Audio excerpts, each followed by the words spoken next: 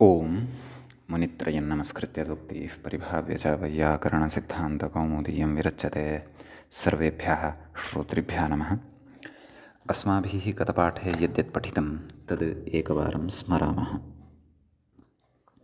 वयं वैयाकरणसिद्धान्तकौमुदी इत्याख्यस्य ग्रन्थस्य तत्र तद्धितेषु रक्ताद्यर्थकप्रकरणं पठन्तः स्मः। अस्य रक्ताद्यर्थकप्रकरणस्य अस्माकं क्रमे 19 पाठः गतपाठः प्रवृत्तः।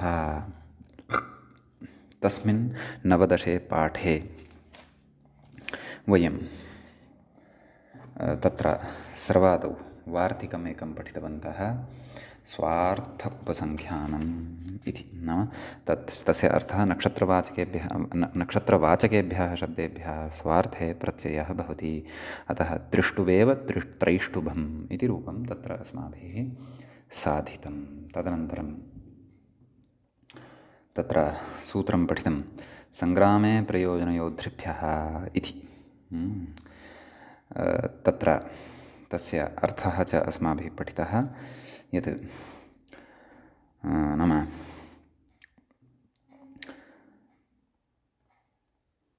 तत्र तदस्य सङ्ग्रामस्य प्रयोजनं ते अस्य सङ्ग्रामस्य योद्धारः इत्यस्मिन् अर्थे प्रयोजनयोद्धृवाचिभ्यः प्रथमान्तेभ्यः अणादयः प्रत्ययाः भवन्ति इति सूत्रार्थं पठित्वा ततः परम् अस्माभिः तत्र सुभद्राप्रयोजनमस्य सङ्ग्रामस्य इति सौभद्रः सङ्ग्रामः इति सौभद्रः इति रूपं तत्र साधितं। भरताः योद्धारः अस्य सङ्ग्रामस्य इति भारतः सङ्ग्रामः इति च उदाहरणान्तरं तत्र साधितं। ततः परं तत्र सूत्रम् अस्माभिः पठितं तदस्यां प्रहरणमिति क्रीडायाणः इति।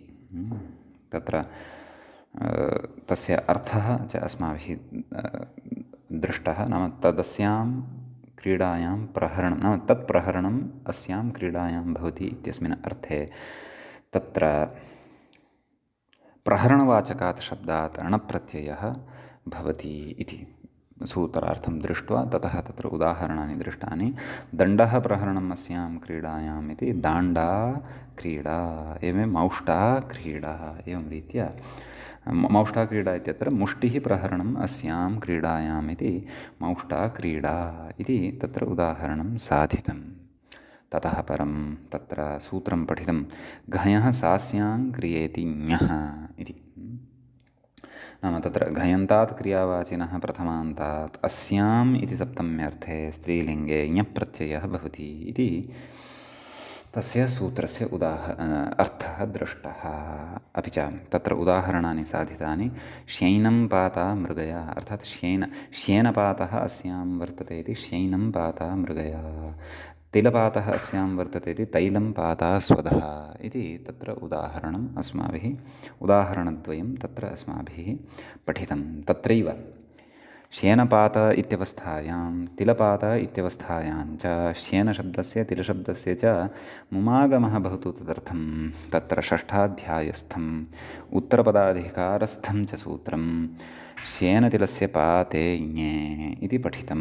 तेन श्येन तिल इत्येतयोः मुमागमः स्यात् ञप्रत्यये परे पातशब्दे उत्तरपदे च परतः इति तत्र सूत्रस्य तस्य अर्थः दृष्टः। उदाहरणद्वये च तत्र मुमागमः कृतः इति। अयं मुमागमः श्येनशब्दस्य तिलशब्दस्य एव भवति, शब्दान्तरस्य न भवति इति कृत्वा दण्डः पातः अस्यां तिथौ वर्तते इति दाण्डपातातिथिः इत्येव तत्र भवति। तत्र दाण्डं पातातिथिः इति न भवति। प्रकृते च विहितः यः मुं सः मुं यस्य शब्दस्य विहितः भवति तस्मिन् अर्थे एव विहितः भवति। तत्र तस्य आगमद्वारा विशिष्टार्थपरिवर्तनं किमपि जायते इति तु न भवति इति तु वयं जानीमः मिदचोन्त्यात् परः इति सूत्रपठनादारभ्य एव। समीचीनम्। एवञ्च तत्र इदम् उदाहरणं तत्र सिद्धं भवति। नैव इदं सूत्रम् अस्माभिः तत्र पठितं। तदनन्तरम् अस्माभिः तदधीते तद्वेद इति सूत्रस्य आरम्भः कृतः।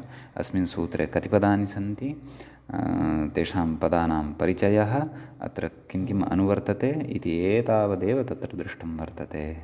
अस्य सूत्रस्य अर्थः, उदाहरणम् इत्यादिकं तु सर्वम् अस्माभिः अग्रे चिन्तयिष्यते अग्रिमे पाठे। अपि च गतसूत्रस्य गतपाठस्य अन्ते व्याख्यायाः पङ्क्तिः इत्थम् आसीत्। गतपङ्क्तिः तत्र स्वधेत्यनेन क्रीडायामिति नानुवर्तते इति सूचितं, तदस्यामिति प्रकृते पुनरस्यामिति ग्रहणात् तदधीते इति एतावान् विषयः व्याख्यातः अस्माभिः स्वीकृतः गतपाठे। इदानीम् अग्रिमस्य पाठस्य तत्र रक्ताद्यर्थकप्रकरणे अस्माकं क्रमे, तद्धितेषु रक्ताद्यर्थकप्रकरणे अस्माकं क्रमे 20 पाठस्य आरम्भः भवति। क्षन्तव्य 20तमस्य पाठस्य आरम्भः भवति, अथवा 20 पाठस्य आरम्भः भवति। तत्र तदधीते तद्वेद इति सूत्रमादाय एव चर्चा कर्तव्या वर्तते आदौ। सम्यक् भवतु। किं कथयति व्याख्यातः। आम्, अत्र किं किम् अनुवर्तते इति अपि अस्माभिः दृष्टमेव। तद्धिताः ज्ञाप्रातिपदिकात् प्रत्ययः परश्च इत्यादिकम् अनुवर्तते इति दृष्टमेव। तत्र उच्यते तदधीते इत्यर्थे तद्वेत्ति इत्यर्थे, वेद अर्थात् वेत्ति अर्थात् जानाति इत्यर्थः। वेत्ति इत्यर्थे नाम मूले सूत्रार्थः नोक्तः, व्याख्यात्रा सूत्रार्थः उच्यमानः वर्तते इत्यर्थः। सम्यक्। किमुच्यते? तदधीते इत्यर्थे, तद्वेत्ति इत्यर्थे च द्वितीयान्तात् अणादयः स्युः। नाम द्वितीयान्तात् शब्दात् अणादयः प्रत्ययाः भवन्ति इत्यर्थः। तत् अधीते अथवा तत् वेत्ति। तत्र प्रथमं पदं तत् इति वर्तते। तच्च किमन्तं सूत्रे द्वितीयान्तं वर्तते। सम्यक्। अर्थद्वयं च अत्र उक्तं। तदधीते तद्वेद, अर्थद्वयेपि प्रथमं पदं तद् इत्येव वर्तते, तच्च द्वितीयान्तं वर्तते। अतः यस्मात् उत्सर्गाः नाम औत्सर्गिकाः अणादयः प्रत्ययाः अत्र भविष्यन्ति, ते प्रत्ययाः तत्र क्षन्तव्यः, येभ्यः शब्देभ्यः अणादयः प्रत्ययाः भविष्यन्ति, ते शब्दाः द्वितीयान्ताः एव भविष्यन्ति इति सूत्रं सूत्रार्थञ्च विज्ञाय अस्माभिः स्पष्टीक्रियते विषयः। समीचीनम्। अग्रे कथयति। गुरुमुखाद् अक्षरानुपूर्वीग्रहणम् अध्ययनम्। अक्षरस्य आनुपूर्वी या वर्तते, ताम् आनुपूर्वीम् आदाय वयं गुरुमुखात् स्वीकुर्मः। नाम ताम् आनुपूर्व्याः, तस्याः आनुपूर्व्याः ग्रहणं, नाम अक्षरस्य या आनुपूर्वी वर्तते, यथा अ इ उण् ऋ लृक् ए ओङ् ऐ औच् इत्याद्येवं। गुरुमुखात् अक्षरानुपूर्वीग्रहणं तत्र अध्ययनम् इत्युच्यते। शब्दार्थज्ञानं वेदनम्। अध्ययनवेदनयोः कश्चन अर्थः वर्तते, भेदः वर्तते। अध्ययनं नाम तदेव गुरुमुखात् अक्षरस्य आनुपूर्व्याः ग्रहणं। तदक्षरं किमपि अयुण् इत्याद्यारभ्य अथवा इमानि सूत्राणि यानि अस्माभिः पठ्यमानानि वर्तन्ते तद्वा अथवा यत्किमपि अक्षरस्य आनुपूर्विमात्रस्य ग्रहणं यद् भवति तद् अध्ययनम् इत्युच्यते। परन्तु तदपि गुरुमुखात् भवतु इति।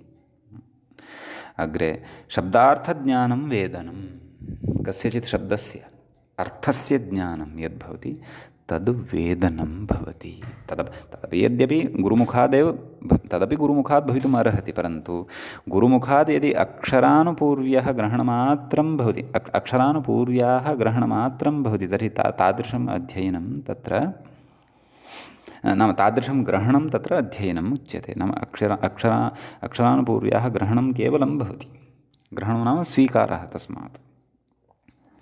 कस्मात् गुरोः, परन्तु शब्दार्थज्ञानं यद् भवति तत्तु वेदनं भवति।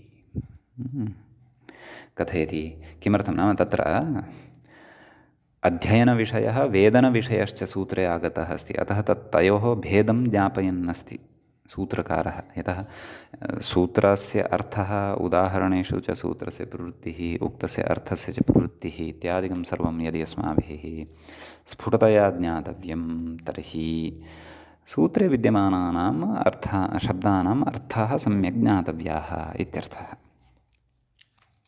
एवं खलु। कथयति एतेन नाम एवं रीत्या अध्ययनवेदनयोः अर्थव्यत्यासेन अध्ययनविधिः अर्थज्ञानपर्यन्तः इति कतिपयमीमांसोक्तिः परास्ता। नाम अध्ययनविधिः यः वर्तते सः अर्थज्ञानपर्यन्तः वर्तते। नाम अर्थस्य ज्ञानं नाम अध्ययनविधिः इति। अध्ययनविधिः नाम अर्थबोधः, अर्थज्ञानम् इति यत् केचन मीमांसकाः कथयन्ति, मीमांसकानाम् एषा युक्तिः यत् कतिपयानां वर्तते, सा उक्तिः परास्ता भवति। कुतः? ऋषिप्रमाणं वर्तते, अस्माकं पाणिनिऋषिः प्रमाणं वर्तते तत्र। कथयति पृथग्ग्रहणवैयर्थ्यात्। यदि अध्ययनवेदनयोः समानः एव अर्थः अभविष्यत् तर्हि अस्मिन् सूत्रे तत्र अधीते इति क्रियां वेद इति क्रियां पृथक् न पठति स्म। तदधीते तावदेव सूत्रं करोति स्म, अथवा तद्वेद एतावदेव सूत्रं करोति स्म। किमर्थं? क्रियाद्वयं पठितवान्। तत् अधीते, अत्र अधीते इति क्रिया अर्थात् अध्ययनं करोति इति।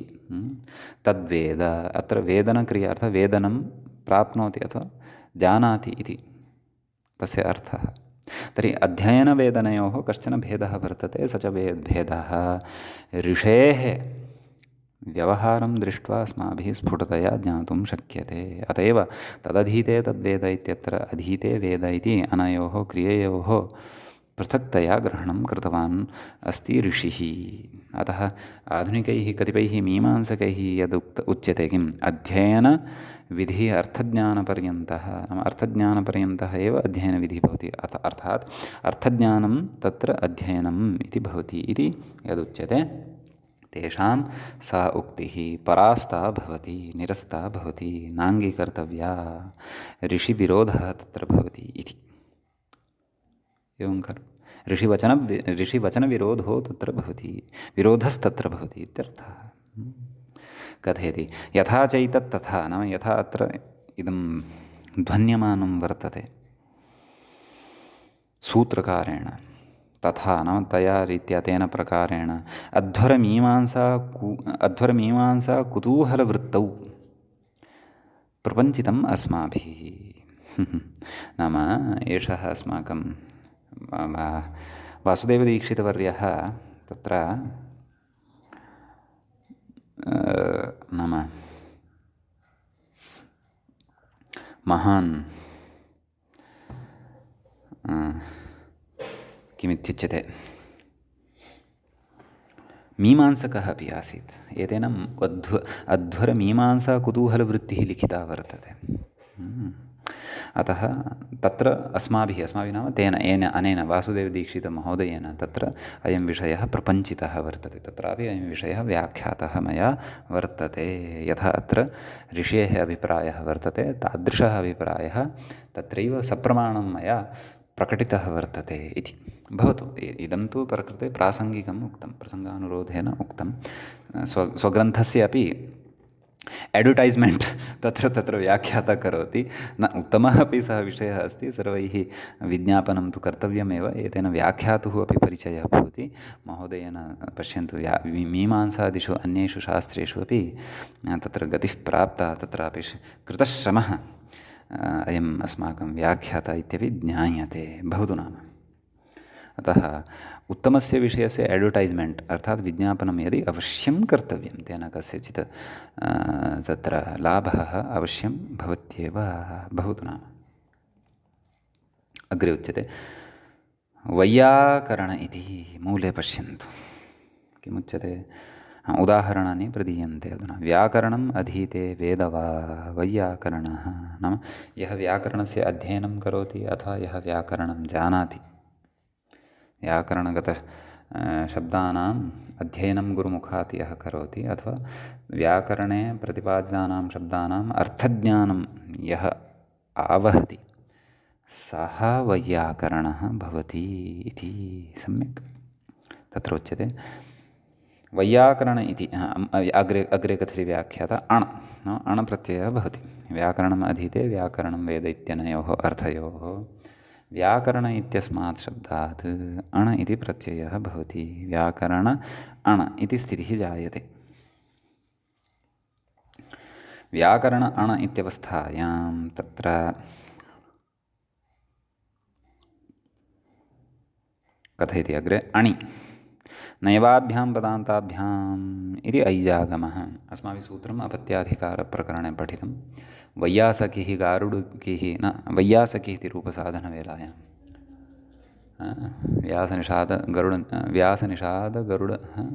व्यासवरुणनिषादगरुडनिषादचण्डालबिम्बानां वेति वक्तव्यम् इति वार्तिकं तत्र पठितमासीत्। तद्वार्तिकपठनवेलायां तदिदम् अस्माभिः तत्र ज्ञातं पठितम् आसीत्। अतः वैयासकी इत्यत्र यथा ऐजागमः तद्वदत्रापि ऐजागमः, नाम वकारयकारयोः मध्ये तत्र आदिवृद्धिं प्रबाध्य ऐजागमः भवति। अतः तत्र व ऐ य आकरण वैयाकरण इत्यवस्थायां भत्वात् अणकार उत्तरवर्तिनः अकारस्य तु लोपः भवत्येव। वैयाकरण अवैयाकरण इति रूपं, ततः सुप्रत्ययः सस्यऋत्वविसर्गे सति वैयाकरणः इति प्रयोगः तत्र सिद्धः भवति इत्यर्थः। सम्यक्। ततः एकमेव उदाहरणं प्रकृते प्रदत्तम्। वृत्तिकारं पश्यामः यदि तेन अन्यदपि उदाहरणं दत्तं। छन्दः अधीते वेद वा इत्यस्मिन् अर्थे छान्दसः इति रूपं तत्र दत्तं वृत्तिकारेण। एवमेव व्याकरणम् अधीते वेद वा वैयाकरणः, निरुक्तम् अधीते वेद वा सः कः नैरुक्तः इति। नैरुक्तः इति उदाहरणान्तरमपि तत्र वृत्तौ दृश्यते। भवतु नाम अत्र अस्मिन् अर्थे, कस्मिन् अर्थे, तदधीते तद्वेद इत्यस्मिन् अर्थे अन्यः अपि विशेषः वर्तते। स च विशेषः अग्रिमैः सूत्रैः अग्रिमैश्च वार्तिकैः अस्माभिः ज्ञास्यते। सम्यक्। अतः सद्यः तदधीते तद्वेद इति अस्मिन् सूत्रे विद्यमानः विषयः सम्पन्नः भवति। इदानीम् एतस्मिन् सूत्रे उक्तः यः अर्थः, तस्य अर्थविषयस्तु, तस्य अर्थगतः विषयस्तु अग्रे इतोपि अस्माभिः अतीव अत्यधिकः विचारणीयः वर्तते। यतः अग्रिमेषु वार्तिकेषु सूत्रेषु अस्य अर्थस्य कतिपयेषु सम्बन्धः वर्तते। अतः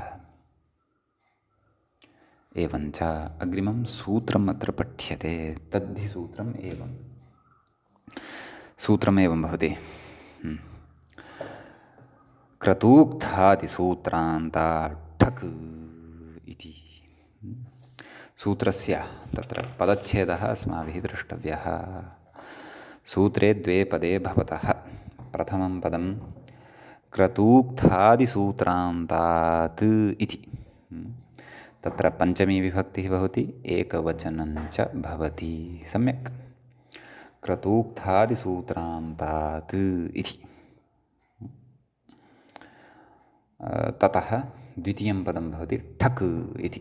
ठक् इति प्रथमाविभक्तेः एकवचनं भवति। सम्यक्। तत्र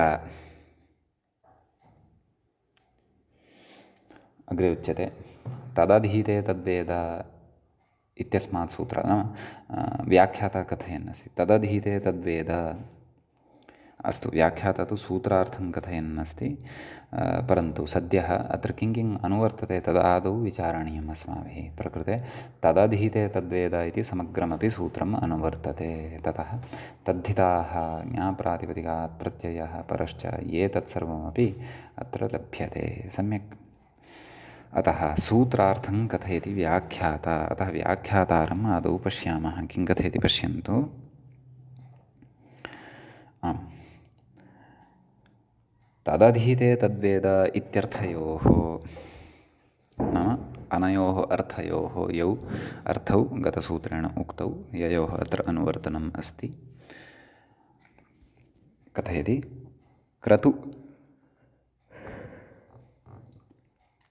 उक्तादि सूत्रान्त एभ्यः ठक् स्यात्। नाम क्रतुवाचकाः शब्दाः सन्ति, तेभ्यः उक्तादिगणे पठिताः सन्ति ये शब्दाः, उक्त आदौ येषां ते उक्तादयः, उक्तादिगणे पठिताः सन्ति ये शब्दाः तेभ्यः, अपि च सूत्रान्ताः नाम सूत्र इति शब्दान्ताः ये शब्दाः वर्तन्ते तेभ्यः च शब्देभ्यः तत्र ठक् इति प्रत्ययः भवति। एवञ्च शब्दाः अत्र परिगणिताः, केभ्यः प्रत्ययेभ्यः, केभ्यः शब्देभ्यः तत्र प्रत्ययः भविष्यति। किञ्च प्रत्ययः परिवर्तितः वर्तते, नाम तदधीते तद्वेद इत्यत्र तु प्रत्ययनिर्देशाभावात् औत्सर्गिकः अण एव अस्माभिः दृष्टः वैयाकरणः नैरुक्तः इत्यत्र।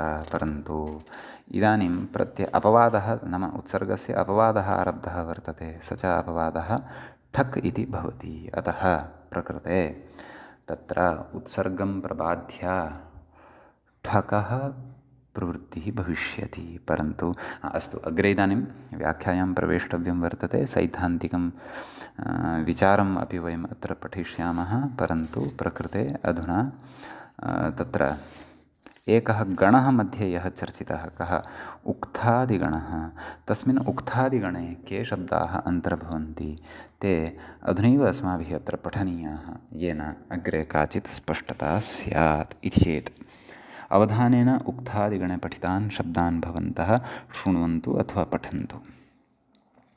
ते शब्दाः एवं भवन्ति: उक्थ, लोकायत, न्यास, न्याय, पुनरुक्त, क्षन्तव्यः पुनरुक्त, निरुक्त, निमित्त, द्विपद, ज्योतिष, अनुपद, अनुकल्प, यज्ञ, धर्म, चर्चा, क्रमेतर, श्लक्ष, श्लक्ष्ण, संहिता, पदक्रम, संघट, संघट्ट, वृत्ति, परिषद इत्येव, संग्रह, गण, गुण, आयुर्वेद, क्षन्तव्यः आयुर्देव, अपि च आयुर्वेद शब्दद्वयमपि दृश्यते, आयुर्देव, आयुर्वेद। तदनन्तरं तर्हि तत्र एतावन्तः शब्दाः ये सन्ति ते शब्दाः अस्मिन् उक्तादिगणे पठिताः वर्तन्ते सूत्रकारेण। समीचीनं भवतु नाम। तर्हि तत्र अग्रे किमपि उच्यते। सूत्रार्थः ज्ञातः अस्ति, उक्तादिगणः शब्दाः अपि पठिताः अस्माभिः। तत्र प्रथमः क्रतु इति यः शब्दः पठ्यते तस्य विषये कश्चन विशेषः अत्र अस्ति उच्यमानः। सः च एवं, किं कथयति व्याख्याता, क्रतुविशेषवाचिनामेव इति। नाम मूले उक्तं तद् किमुक्तं, क्रतुविशेषवाचिनामेव इह ग्रहणम् इति। क्रतुर्नाम यज्ञः, एवं खलु, यागो वा। अतः यज्ञविशेषवाचकाः ये शब्दाः वर्तन्ते तेषामेव यज्ञविशेषवाचकानाम् अथवा यज्ञविशेषवाचिनाम् एव अत्र ग्रहणं क्रियते इत्यर्थः। नाम क्रतुविशेषवाचकानामेव अत्र ग्रहणं क्रियते इत्यर्थः। सम्यक्। तत्र कथयति व्याख्याता, न तु क्रतुशब्दस्य एव इत्यर्थः। क्रतुशब्दस्तु अत्र न गृह्यते। नाम क र त उ, क र अ त उ क्रतु इति शब्दस्य आनुपूर्विः अत्र न गृह्यते। नाम क्रतुशब्दविषये तत्र स्वं रूपं शब्दस्य शब्दसंज्ञा इति नियमः अत्र नोपतिष्ठते। कुतः? तत्र का युक्तिः? कथमेवं भवद्भिः उच्यते इति पृच्छ्यते केनचित् यदि, तर्हि तत्र उच्यते अन्यथा उक्तादिगणे एव क्रतुशब्दम् अपि पठेत् इति भावः। अर्थात् उक्तादिगणः यः वर्तते तस्मिन् गणे एव क्रतुशब्दमपि पठति स्म। आहत्य ठगधिकारस्य न आहत्य इदानीं ठक् प्रत्ययः विधातव्यः वर्तते, एवं खलु। ठकः प्रत्ययस्य विधानं कर्तव्यं वर्तते। तर्हि क्रतु इति शब्दः यदि यः वर्तते तस्मादपि यदि ठगेव विधातव्यः, तर्हि उक्तादिगणे क्रतुशब्दमपि पठित्वा सूत्रम् एतावदेव खलु वक्तुं शक्नोति स्म। कियत् उक्तादिसूत्रान्तात् ठक्, तेन एव वयं तत्र क्रतुशब्दं तत्र उक्तादिगणे एव द्रक्ष्यामः स्म। अतः तस्मात् ठगन्तस्य एव उदाहरणम् अस्माभिः साधयितुं शक्यते स्म। अतः प्रकृते एतेन ज्ञायते यत् प्रकृते क्रतुशब्दः स्वरूपपरः न गृह्यते, अपि तु अर्थपरः गृह्यते। अतः तत्र उक्तं क्रतुविशेषवाचकानाम् एव अत्र ग्रहणं भविष्यति इति तदेव उक्तम्। अन्यथा उक्तादिगणे एव क्रतुशब्दमपि पठेत् इति भावः। नाम क्रतुशब्दस्यापि तत्रैव पाठं कुर्यात् इति। एवं खलु। तत्र उच्यते अग्रे, ननु क्रतुविशेषाणां कथम् अध्ययनं? नाम क्रतुविशेषवाचकाः ये सन्ति शब्दाः, तेषाम् अध्ययनं कथम्? कुतः? का समस्या तत्र इति चेत् अग्रे उच्यते अक्षरग्रहणात्मकत्वाभावात् इत्यतः आह। नाम तेषाम् अक्षरग्रहणं न भवति खलु। अक्षरग्रहणभावात्मकाभावात् नाम तेषां क्षन्तव्यम् अक्षरग्रहणात्मकाभावात् नाम अक्षरग्रहणात्मकस्य अभावः तत्र भवति। अक्षरग्रहणात्मकत्वस्य अभावः तत्र लक्ष्यते इति। अतः क्रतुविशेषवाचकाः ये शब्दाः वर्तन्ते तेन तु नाम अर्थः ग्राह्यः इति खलु उच्यते। अतः तेन नाम क्रतुशब्दात् अत्र कृत्वर्थः नाम कर्तुविशेषवाचकाः शब्दाः अत्र गृहीताः वर्तन्ते। अतः तेषाम् अध्ययनं कथं सम्भवति? अध्ययनं च पूर्वमुक्तमेव। किं? नाम व्याख्यात्रा उक्तं खलु गुरुमुखात् अक्षर आनुपूर्विग्रहणम् अध्ययनम् इति। अत्र तु क्रतुवाचकाः शब्दाः गृहीताः वर्तन्ते। क्रतुवाचकानां शब्दानां तत्र अध्ययनं कथम् इति आक्षिप्यते। एवं खलु। यागविधायकः यदि कश्चन ग्रन्थः वर्तते तस्य ग्रन्थस्य तु अध्ययनम् अस्तु अङ्गीकर्तुं शक्नुमः, परन्तु प्रकृते तत्र क्रतुविशेषाणां नाम क्रतुविशेषाः ये शब्दाः सन्ति नाम क्रतुविशेषाः ये सन्ति नाम यागविशेषाः ये सन्ति तेषाम् अध्ययनं कथं? तेषां तत्र अक्षरग्रहणात्मकत्वस्य अभावः तत्र भवति। यागानां तत्र नाम यागवाचकाः ये शब्दाः अथवा ये यागाः वर्तन्ते तेषां यागानां तत्र अक्षरग्रहणात्मकत्वं न भवति खलु। यागः अस्ति कश्चन सोमयागः, अश्वमेधयागः अथवा अग्निष्टोमयागः। तस्मिन् यागे तत्र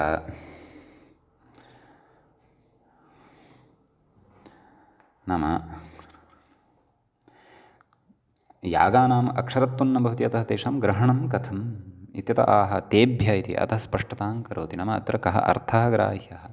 क्रतुशब्देन अत्र किं ग्राह्यं तद् अत्र आहत्य स्पष्टीकरणं कुर्वन् वर्तते ग्रन्थकारः। किं? तेभ्य इति पश्यन्तु मूले किम् उक्तं? तेभ्यः मुख्यार्थेभ्यः वेदितरि। एवं खलु। नाम तेभ्यः नाम क्रतुवाचकाः ये शब्दाः वर्तन्ते तेभ्यः क्रतुवाचकेभ्यः शब्देभ्यः मुख्यार्थेभ्यः नाम यदा तेषां मुख्यार्थः स्वीक्रियमाणः भवति तदा वेदितरि नाम क्रतून् वेत्ति अथवा क्रतूनां वेत्ता यः वर्तते, ज्ञाता यः वर्तते, जानाति सर्वं विधानं, तादृशे अर्थे इत्यर्थः। नाम वेदितरि अर्थे इति। यदा ते मुख्यार्थाः एव क्रतुवाचकाः शब्दाः गृह्यन्ते इति। अग्रे च उक्तं तत्र तत्प्रतिपादकग्रन्थेभ्यः तु अध्येतरि। न क्रतुप्रतिपादकाः ये सन्ति ग्रन्थाः, अतः उच्यते तत्प्रतिपादकग्रन्थेभ्यः तत्प्रतिपादकग्रन्थपरेभ्यः तु अध्येतरि। नाम ग्रन्थवाचकाः शब्दाः यदि नाम यागप्रतिपादकग्रन्थाः यदि विवक्षणीयाः तर्हि तेभ्यः तु ग्रन्थाः न स्वीक्रियन्ते, परन्तु ग्रन्थपरेभ्यः नाम तत्प्रतिपादक नाम क्रतुप्रतिपादकग्रन्थाः ये सन्ति तद्ग्रन्थपरेभ्यः अध्येतरि इति। नाम अध्येत्रर्थे तत्र प्रत्ययाः भविष्यन्ति इति कर्तुशब्दविषये विशेषः तत्र मूले अस्ति उच्यमानः। तत्र व्याख्याता इतोपि आसां पङ्क्तीनां स्पष्टीकरणं कुर्वन् वर्तते। कासां तेभ्यः मुख्यार्थेभ्यः वेदितरि तत्प्रतिपादकग्रन्थेभ्यस्त्वध्येतरि इति। नाम अर्थे गम्यमाने क्रतुवाचकात् शब्दात् ठक् प्रत्ययः भवति इति अर्थः आहत्य अस्माभिः ज्ञातः भविष्यति। अतः तत्र कथयति व्याख्याता,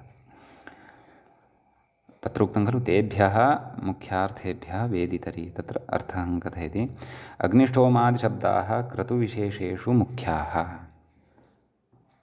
एवं खलु अग्निष्टोम इत्यनेन शब्देन किं गृह्यते इति चेत् क्रतुविशेषः कश्चन गृह्यते, नाम यागविशेषः गृह्यते इति। अग्निष्टोमः नाम कश्चन यागविशेषः इति। अतः ते शब्दाः क्रतुविशेषेषु नाम यागविशेषेषु मुख्याः वर्तन्ते। कथयति तत्प्रतिपादकग्रन्थेषु तु गौणाः, यागप्रतिपादकग्रन्थाः ये वर्तन्ते तेषु तु अग्निष्टोमादिशब्दाः गौणतया प्रयुज्यन्ते। क्रतुविशेषेषु अर्थेषु तु मुख्यतया प्रयुज्यन्ते के अग्निष्टोमादयः शब्दाः इत्यर्थः। सम्यक्। तत्र कथयति तत्र क्रतुविशेषात्मकमुख्यार्थकेभ्यः, एवं खलु, नाम क्रतुविशेषात्मक नाम मुख्यार्थकाः सन्ति ये शब्दाः के अग्निष्टोमादयः, तदेव कथयति अग्निष्टोमादिशब्देभ्यः। अग्निष्टोमादिशब्दाः कीदृशाः? क्रतुविशेषात्मकमुख्यार्थकाः। नाम यागविशेषार्थः यदा तैः प्रतिपाद्यमानः भवति तदा उच्यते अग्निष्टोमादिशब्देभ्यः वेदितरि, नाम यागस्य वेत्ता इत्यस्मिन् अर्थे वेदितरि प्रत्ययाः भवन्ति इत्यर्थः। अपि च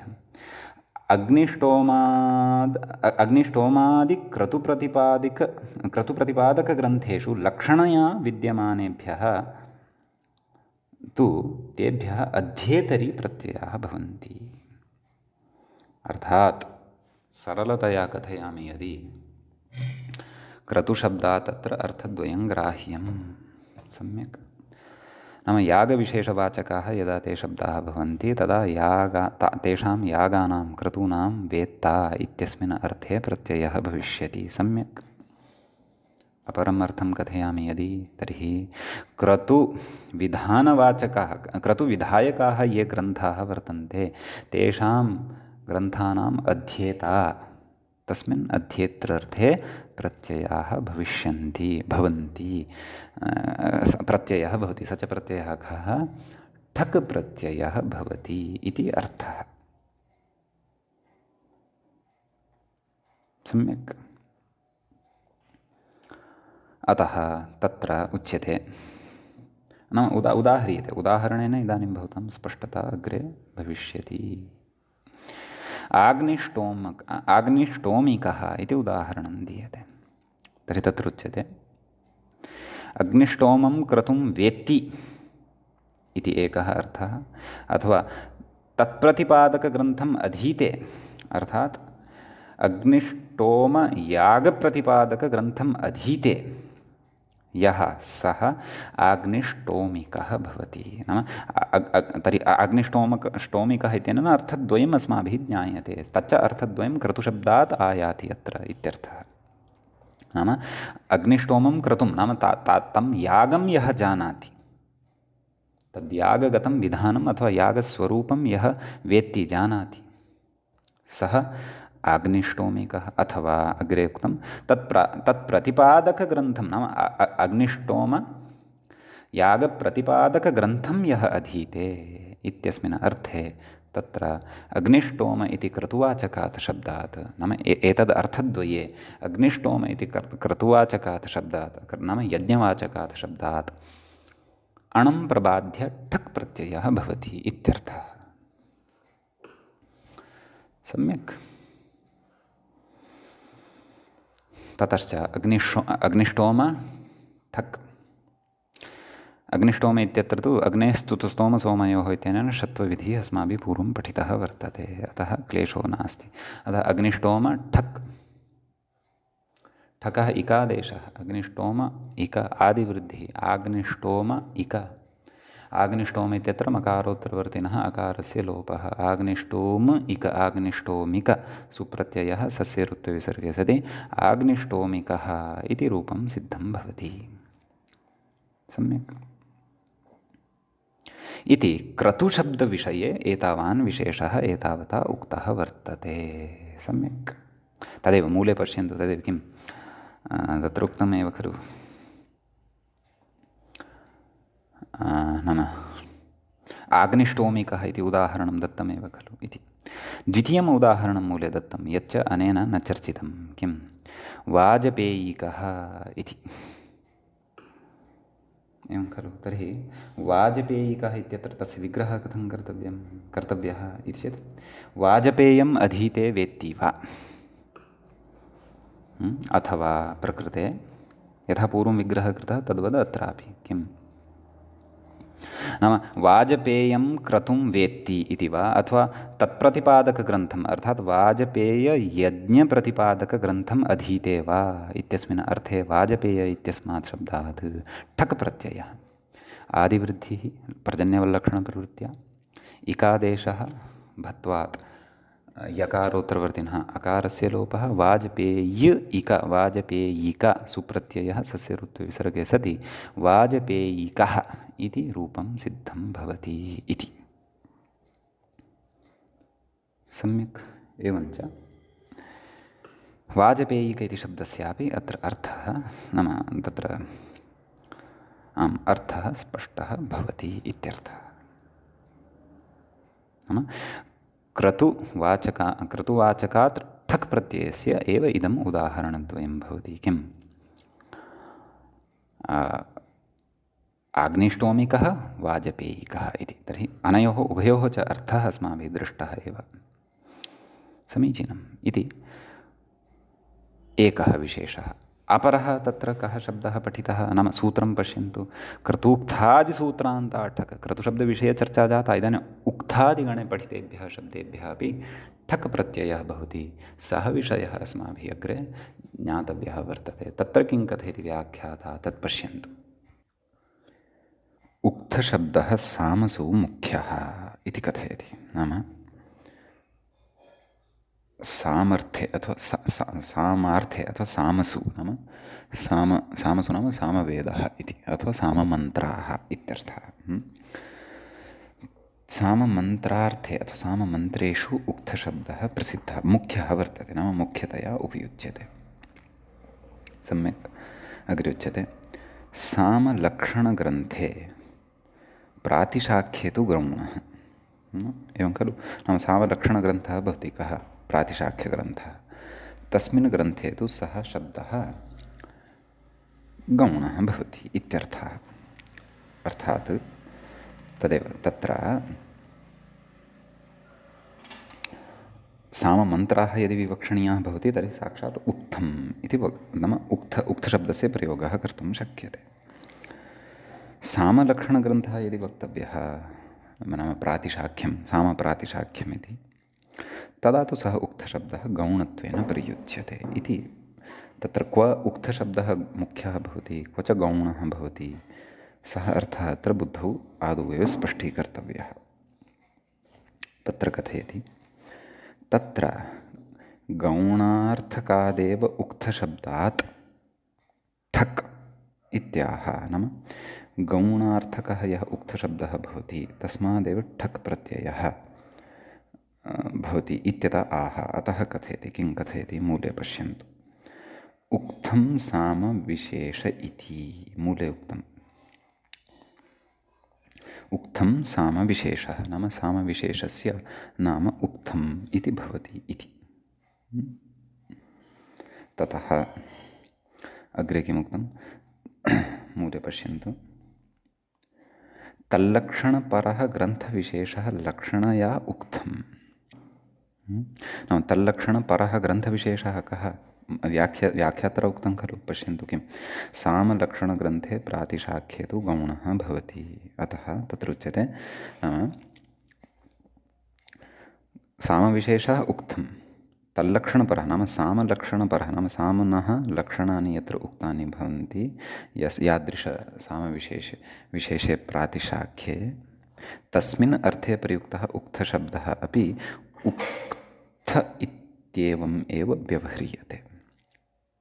नाम तल्लक्षणपरः ग्रन्थः अपि उक्तम् एव, सामविशेषः अपि उक्तं, तल्लक्षणपरः ग्रन्थः प्रातिशाख्यादिः सोऽपि उक्तम् इत्येव। कुतः, लक्षणया इत्युच्यते। लक्षणया अस्माभिः प्रयोगाः साध्यन्ते खलु, यथा पूर्वं रघुः यः वर्तते, रघुः यः वर्तते तस्य अपत्यानि अपि लक्षणया रघवः एव भवन्ति। अतः तत्र बहुवचने रघूणाम् इति प्रयोगः अस्माभिः युक्त्या साधितः आसीत् अपत्याधिकारप्रकरणे। अतः तदपि भवन्तः स्मरेयुः। सम्यक्। अतः एवमेव अत्रापि उक्तः नाम सामविशेषः उक्तः, तत्प्रतिपादकग्रन्थोऽपि उक्तः, क्षन्तव्यं, सामविशेषः उक्तं, तत्प्रतिपादकः ग्रन्थः अपि उक्तं, तद् लक्षणया, तद् मूले उक्तं खलु, तल्लक्षणपरः ग्रन्थविशेषः लक्षणया भवति इति, उक्तम् इत्येव भवति इति। सम्यक्। तत्र मूले उक्तं,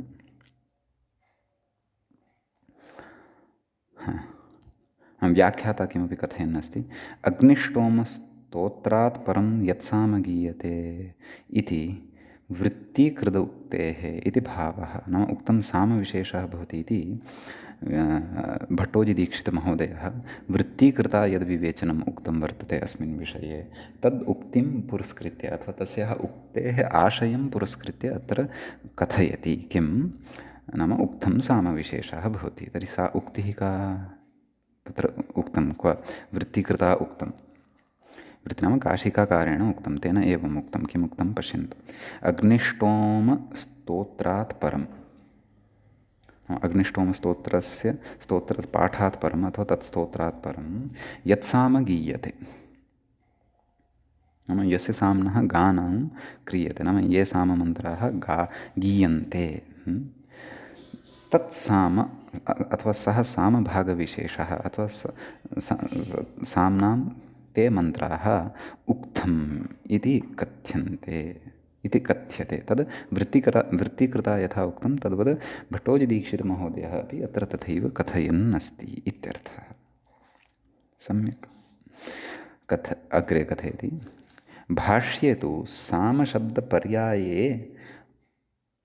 सामशब्दपर्यायः उक्तशब्दः इति लक्ष्यते। नाम भाष्ये तु सामशब्दपर्यायः एव उक्तशब्दः, एवं खलु। सामविशेषः साम एव इत्यनयोः भेदः अस्ति। सामविशेषः नाम तदेव अग्निष्टोमस्तोत्रात् परं यत् साम गीयते, अग्निष्टोमस्तोत्रं किमपि स्तोत्रं स्यात्, तस्मात् स्तोत्रात् परं यस्य साम्नः गानं क्रियते सः साम तद् उक्तम् इत्युच्यते।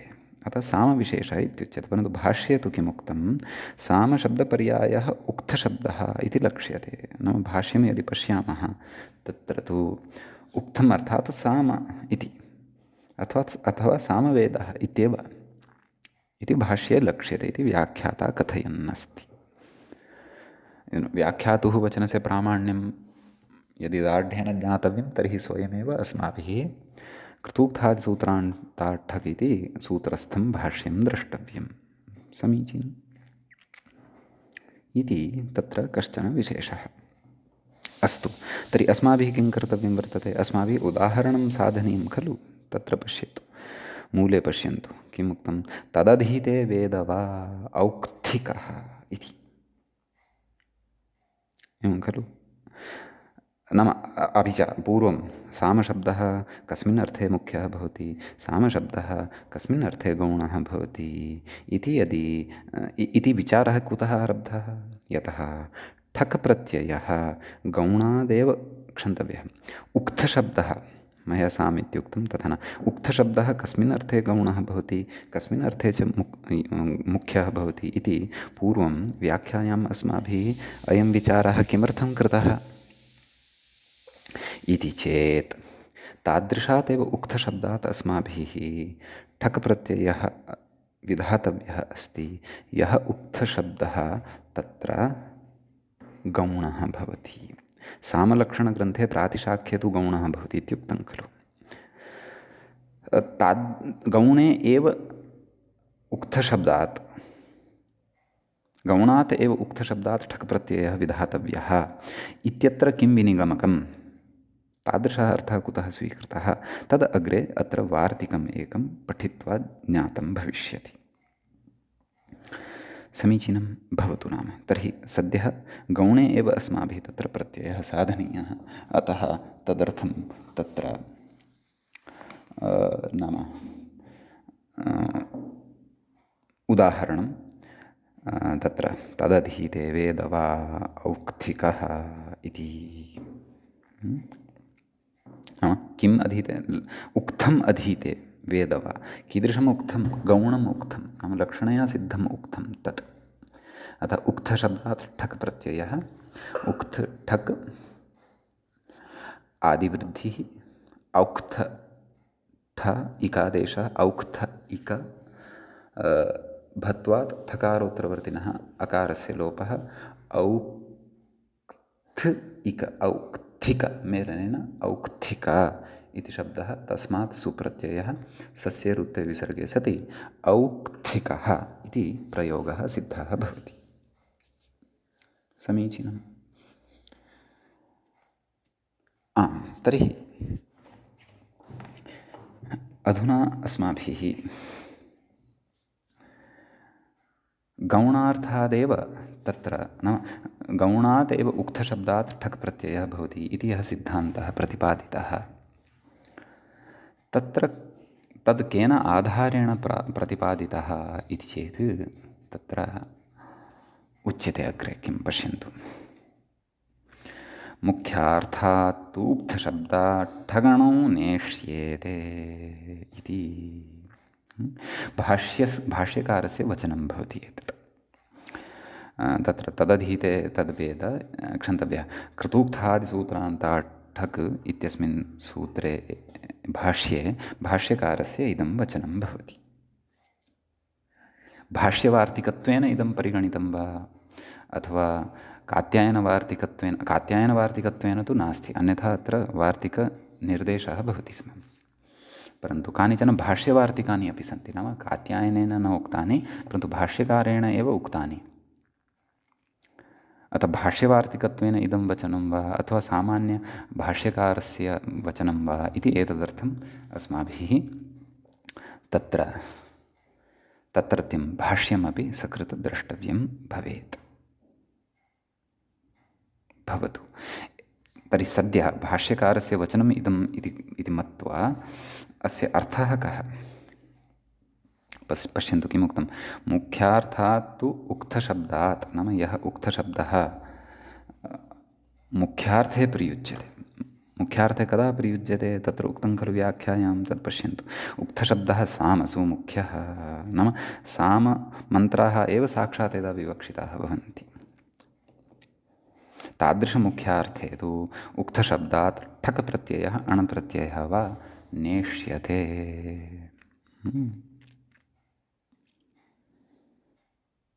एवं खलु।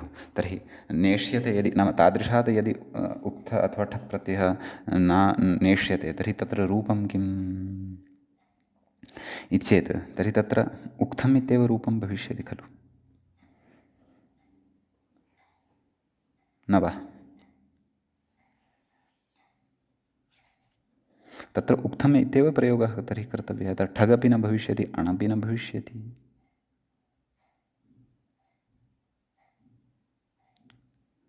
तर्हि मुख्यार्थः चेत् तर्हि साम अधीते न उक्थम् अधीते वेत्ति वा, तर्हि तत्र तु उक्थम् इत्येव प्रयोगः कर्तव्यः। ठगपि न भवति, अणपि न भवति इति स्पष्टं खलु।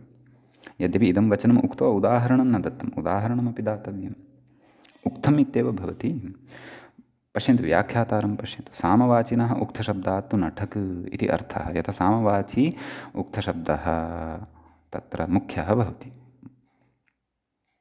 कथयति तस्मिन् निषिद्धे तदधीते इत्यणच न भवति इत्यर्थः। नाम अणपि न भवति इत्यर्थः।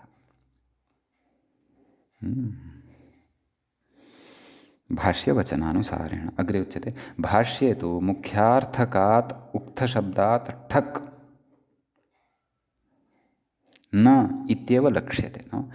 तत्र भट्टोजिदीक्षितः एतद्वचनं स्वपक्षात् किञ्चित् योजयित्वा उक्तवान् इति कथयति। किम् अणं स्वपक्षात् योजयित्वा उक्तवान् इति व्याख्यातुः अभिप्रायः। अवगच्छन्तः सन्ति खलु किं कथयति पश्यन्तु। भाष्ये तु प्रायः नागेशेन उक्तं स्यात् अथवा अयमपि स्वयं भाष्यं दृष्ट्वा एव उक्तवान् स्यात्। अस्माभिः अधिकानुसन्धानाय भाष्यमेव द्रष्टव्यं। किं कथयति भाष्ये तु मुख्यार्थात् उक्तात् ठक् न इत्येव लक्ष्यते।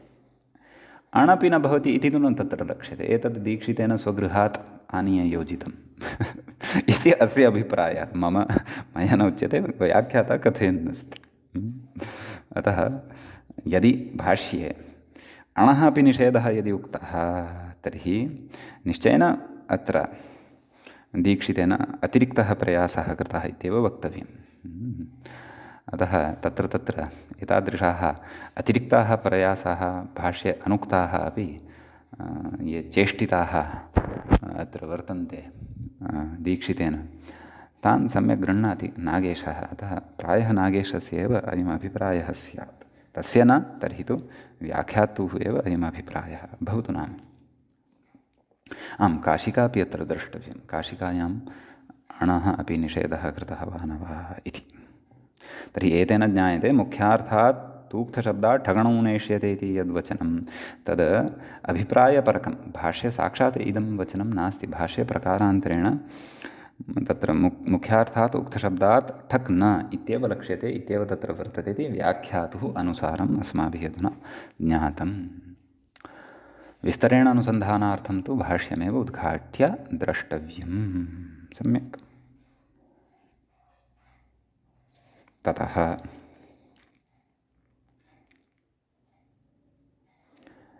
अस्तु उक्तशब्दविषये एतावान् विषयः तत्र सम्पन्नः। इदानीं भवन्तः स्मरन्ति अथवा भवतां पुरतः उक्तादिगणे पठिताः शब्दाः अपि सन्ति। अर्थात् उक्तादिगणे ये शब्दाः अस्माभिः पठिताः तान् शब्दान् वयं परिचिनुमः। अतः एव एकवारं तेषां पाठः कृतः वर्तते। तद्विषये कथयति। किं कथयति व्याख्यातारं पश्यन्तु। उक्तादिगणपठितात् न्यायादिशब्दात् ठकमुदाहरति। कथयति मूले कथयति न्यायम्। अग्रे मूले किमुक्तं नैयायिकः। तर्हि अन्वयः कथं न्यायम् अर्थात् कोऽर्थः। न्यायशब्दः तु पुल्लिङ्गे न्यायं कथं तत्र वाक्यसम्पूर्तिः इति चेत् तत्र व्याख्याता कथयति। पश्यन्तु किम् अधीते वेदवेति शेषः। नाम न्यायम् अधीते वेदवा इति तत्र शेषः योजनीयः। तत्र नाम शेषयोजनेन न्यायम् इति एतद् पदम् उक्तं तस्य पदस्य सङ्गतिः कर्तव्या। नाम न्यायम् अधीते वेदवा यः सः कः नैयायिकः। अतः न्यायशब्दात् ठक् प्रत्ययः आदिवृद्धिं प्रबाध्य नैवाभ्यां पदान्ताभ्यां पूर्वौ तदाभ्यामैच्। एवं खलु। तेन सूत्रेण न्या न्य इति न्या इति अस्ति खलु, न्या इति तत्र यकारात् पूर्वम् ऐ आगमः, ऐ इति आगमः भवति। अतः न ऐ या य नय्याय इक नय्याय इक इत्यवस्थायां तत्र भत्वात् ककारोत्तरवर्ती यः अकारः तस्य लोपः भवति। नैयायिक क्षन्तव्यं नैयायिक इक ठक् ठक् प्रत्ययः खलु, ठक् स्थाने इकादेशः, अतः नैयायिका इति सिद्ध्यति। अतः न्यायं यः वेत्ति अथवा अधीते अथवा यः वेत्ति सः नैयायिकः भवति इत्यर्थः। वृत्तिशब्दः अपि तत्र पठितः। अतः उच्यते वृत्तिम् इति कथयति अधीते वेदवेतिशेषः, मूले उक्तं खलु। नाम वृत्तिम् अधीते अथवा वेत्ति जानाति यः सः कः, वार्तिकः। सम्यक्। वार्तिकं तु भिन्नं, तस्य विषये अग्रे पठिष्यते। वृत्तिम् अधीत्य वृत्तः ग्रन्थः, वृत्तं वाक्यम् अथवा किमपि तादृशम्, अथवा वृत्तेः इदं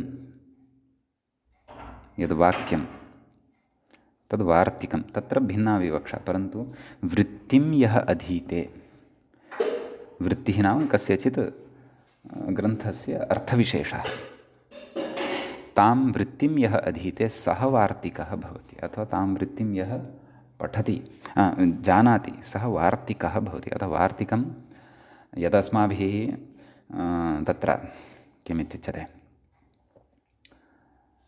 उक्तानुक्तदुरुक्तानां चिन्ता यत्र प्रवर्तते तं ग्रन्थं वार्तिकमाहुः वार्तिकज्ञाः विचक्षणाः इति लक्षणोक्तं वार्तिकं यत् पठ्यते तत्तु भिन्नं, तन्नपुंसकलिङ्गे। प्रकृते यः वार्तिकशब्दः साध्यमानः वर्तते तस्य अर्थः तु वृत्तिं यः पठति अथवा वृत्तिं यः वेत्ति जानाति सः वार्तिकः भवति इति अत्र अर्थः अस्माभिः द्रष्टव्यः इति भेदः। कथयति व्याख्याता ठकि आदिवृद्धौ रपरत्वं, नाम ठकि परतः आदिवृद्धौ सति वृत्ति इत्यत्र वकारात् परतः ऋवर्णः अस्ति खलु, तस्य आ इति वृद्धिः भवति।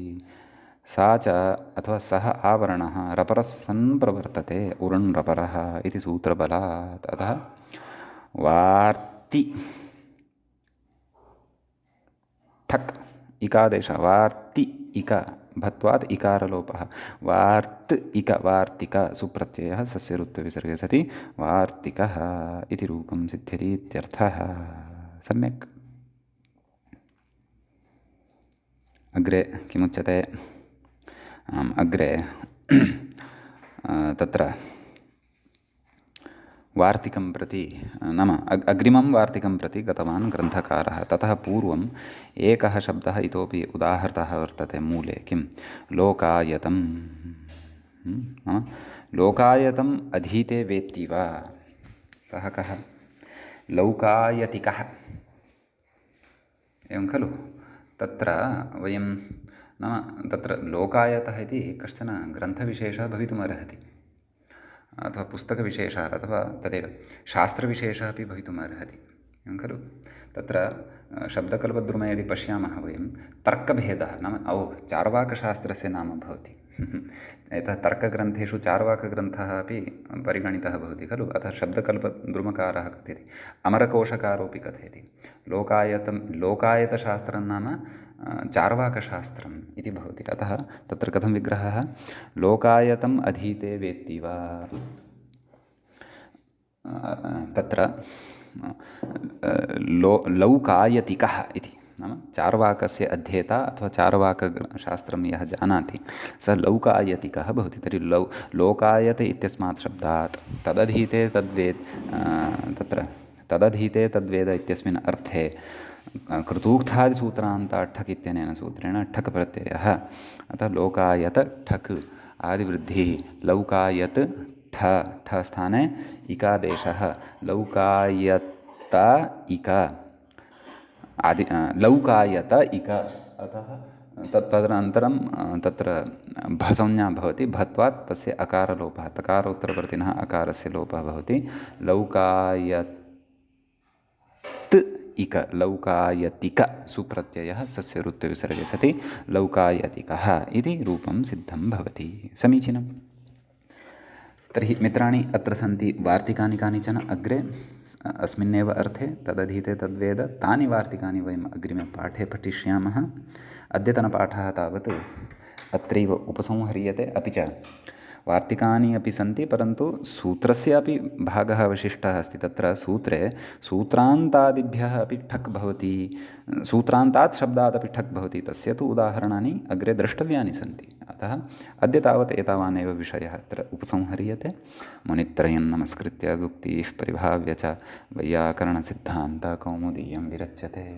एवञ्च तद्धितेषु रक्ताद्यर्थकप्रकरणस्यास्य 20 पाठः अथवा 20तमः पाठः एषः सम्पन्नतां गतः। अग्रिमे पाठे पुनः मिलामः। नमः सर्वेभ्यः श्रोतृभ्यः।